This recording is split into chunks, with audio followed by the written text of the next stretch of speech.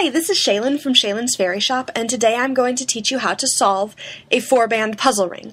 Now, I've been making these Celtic knot puzzle rings, as I call them, over my Christmas break, and they are inspired by the traditional Turkish puzzle rings. This is the 4-band weave, which is called the princess weave, I believe.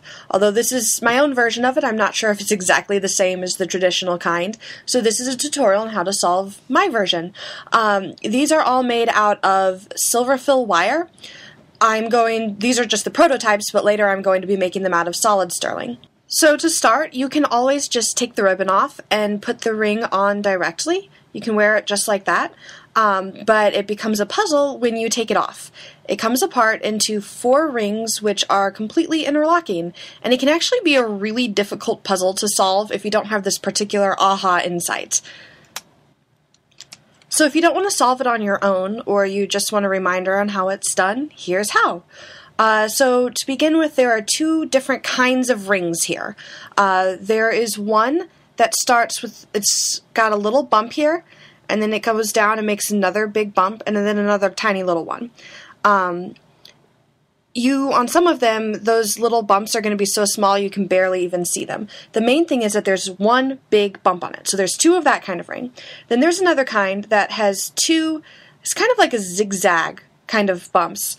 And this I'm going to call the Z rings. So there's 2 of the singles and 2 of the Z's. So to get started, you're going to need to locate the singles.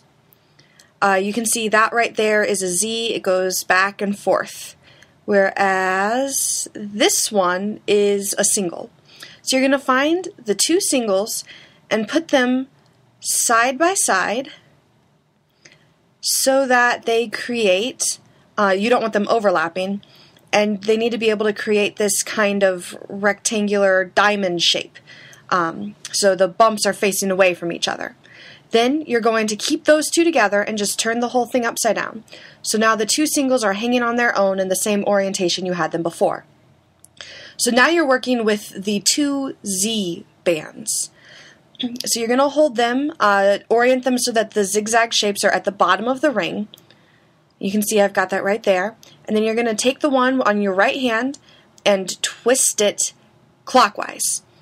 The idea here is to get it to nestle into the other Z ring. Now there are 4 permutations of this if it doesn't work. If it doesn't work the first time, just switch which hand is holding the rings, just like I've got here. And you can see when I twisted it, it actually went together perfectly. But if it hadn't gone together perfectly, you would have to try the other 2 ways, which is going to be taking that right hand, that right ring, and moving it over to the left, trying to fit it. And if that doesn't work, then you again switch hands and twist it. But I know that this way works here. So I've got my 2 rings, I've got the one in my right hand, I twist it clockwise, and it nestles together perfectly.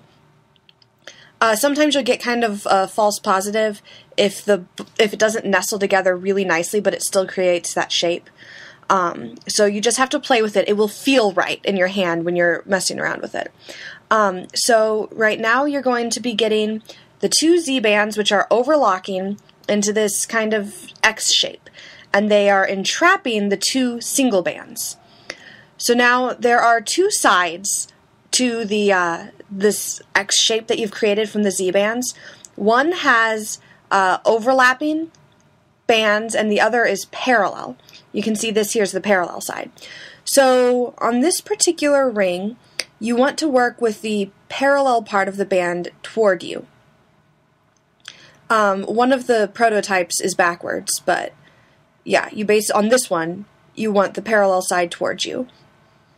And then you're going to stand the singles upright, and you're going to take the one on the right and twist it down so that the bump on the single band kind of just nestles in and it folds over.